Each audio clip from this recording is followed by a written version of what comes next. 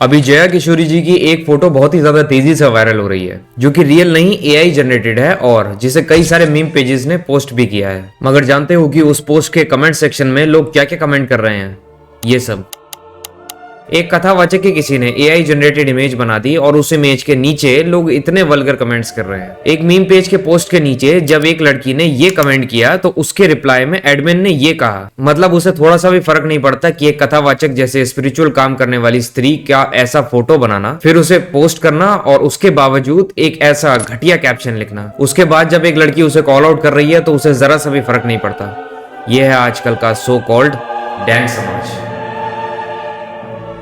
जहां किसी को किसी की फीलिंग्स की कदर ही नहीं है। एक जोक के लिए वो इतना नीचे गिर जाते हैं कि बिलो द बेल्ट कहना भी उनके लिए कम ही होगा, उनको तो डायरेक्टली सजा ही मिलनी चाहिए। तो आइए आज के इस वीडियो में इस बारे में डिटेल में बात करते हैं। मूवीज के क्लिप्स उठाकर उन पर मीम बनाकर हंसने से लेकर छोटी छोटी बच्चियों पर एक ऐसे सेक्सुअल टाइप के कमेंट्स करना, सेक्सुअल कमेंट्स करके खुद को कूल समझने तक, ये ह्यूमर में बदलाव काफी ज्यादा डिस्टर्बिंग है। आज के टाइम में तुम जितना ज्यादा जिसकी ऑनलाइन बुलिंग करते हो, तुम उतने ही बड़े डैंक ह्यूमर वाले इंसान हो। कमेंट करने वालों को तो बस ये सिर्फ एक छोटी सी बात लगती है, लेकिन जिसके ऊपर आप ये कमेंट कर रहे होते हो, आपको ये नहीं पता कि वो उस इंसान को बहुत ही ज्यादा मेंटली अफेक्ट भी कर सकता है। इसका सबसे बड़ा एग्जांपल प्रियांशु है। जी हाँ, वही प्रियांशु जिसने अपने हाथों से अपनी खुद की जान ले ली, सिर्फ और सिर्फ साइबर बुलिंग की वजह से। उसकी गलती सिर्फ इतनी सी थी कि वो एक फेमिनाइन शौक रखने वाला इंसान था। उन्हीं सब चीजों को वो इंस्टा पर पोस्ट किया करता था, मगर इंस्टा की ऑडियंस ने उसे उतना ज्यादा बुली किया कि उस 16 साल के लड़के से ये सब नहीं झेला गया और उसने खुद की ही जान ले ली। जानते हो वर्ल्ड में which country has the highest rate in cyber bullying? India. Yes, India में 38% पेरेंट्स ने साइबर बुलिंग को रिपोर्ट किया था, जबकि ब्राजील में 29% और यूएसए, जो कि इतना ज्यादा डेवलप्ड है, जहां सबसे पहले ये डार्क ह्यूमर इंट्रोड्यूस हुआ था, वहां का रेट ब्राजील से भी कम है, सिर्फ और सिर्फ 26%। ये तो हो गई साइबर बुलिंग की बात। आइए अब उन कमेंट्स के बारे में बात करते हैं जिनको देख के हम क्या ये सच में कह सकते हैं कि ये लोग इंसान हैं।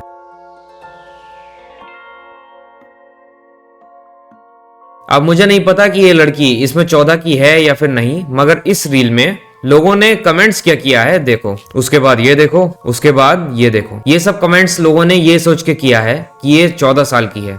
सिर्फ ये रील पे ही नहीं, आगे देखो। मैंने आपको अपना स्किन केयर रूटीन बहुत बार दिखाया है, बट मैं आपको आज अपना चेंज स्किन केयर रूटीन दिखाऊंगी। इस रील को देखकर क्या लग रहा है कि ये बच्ची मैक्सिमम कितने साल की होगी? 13 या फिर 14? अब इसके इस सिंपल से रील में कैसे कैसे कमेंट्स आए हैं ये देखो। जस्ट इमेजिन कि जब ये बंदे ऑनलाइन किसी लड़की के रील के नीचे कमेंट सेक्शन में ये सब कमेंट कर रहे हैं, तो ऑफलाइन लड़कियों के साथ क्या क्या करते होंगे।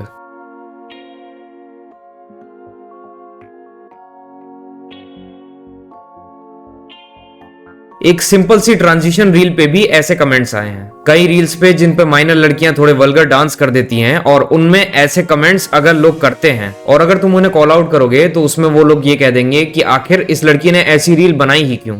मगर जो रील अभी मैंने आपको दिखाया उसमें तो ऐसी कोई वल्गैरिटी नहीं है, तो फिर आखिर उस रील के नीचे ऐसे कमेंट्स क्यों? आपको पता है क्या कि इन सब चीजों के खिलाफ हमारे देश में एक कानून भी है। Section 354A of the Indian penal code के तहत आप ऐसे कमेंट्स करने वालों पे केस दर्ज करा सकते हो, और इसमें ऐसे सेक्सुअल रिमार्क करने वाले इंसान को 1 साल की सजा और फाइन दोनों एक साथ भी हो सकता है। मगर फिर भी ऐसे कमेंट्स में दिन प्रतिदिन तेजी आ रही है। कहीं ना कहीं ऐसे कमेंट्स करने वालों को खतरनाक बनाने में मीम पेजेस का भी बहुत ही ज्यादा बड़ा योगदान है। डिसेबल्ड इंसान से लेकर बच्चियों तक सब पे बड़ी आसानी से बोलकर निकल जाते हैं ये मीम पेजेस वाले। और सबसे बुरी बात है कि जो भी बंदा जितना भी ज्यादा इस चीज को ब्रूटली करे, लोग उसी की उतनी तारीफ करते हैं, और अगर कोई इस चीज को कॉल आउट कर दे तो उसे नॉर्मी कहकर उसका मजाक बनाते हैं। जैसा कि आपको मैंने इस वीडियो के इंट्रो में ही दिखाया, जब जया किशोरी जी के ऊपर बने मीम को कॉल आउट किया तो उन लोगों ने उसका मजाक कैसे बनाया। समय रैना वाली वीडियो में जब मैंने उसके ह्यूमर को काफी ज्यादा ऑफेंसिव बताया था, तो लोग इस चीज में काफी ज्यादा चिढ़ गए थे। मानो या ना मानो, या फिर मुझे इसके ऊपर हेट भी दे दो,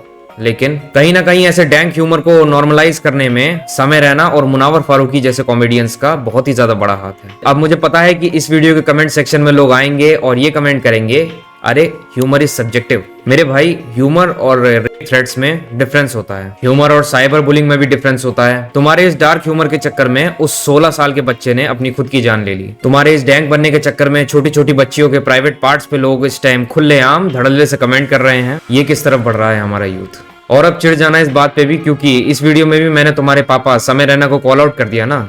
दे देना गाली कमेंट सेक्शन में। मगर जो बात फैक्ट है वो फैक्ट है। समय जब खुद किसी लड़की पे सेक्सुअल रिमार्क्स करने से पीछे नहीं हटता तो उसकी ऑडियंस ही भला क्यों हटेगी। मुझे इन सब चीजों से बिल्कुल भी प्रॉब्लम नहीं होती अगर ये लिमिट में होता तो। मगर इन डैंग मीमर्स और डैंग कॉमेडियंस ने पूरे यूथ के माइंड को इतने बुरे तरीके से ब्रेन वॉश किया है कि अब वो किसी भी हद तक जा रहे हैं विदाउट एनी हेजिटेशन।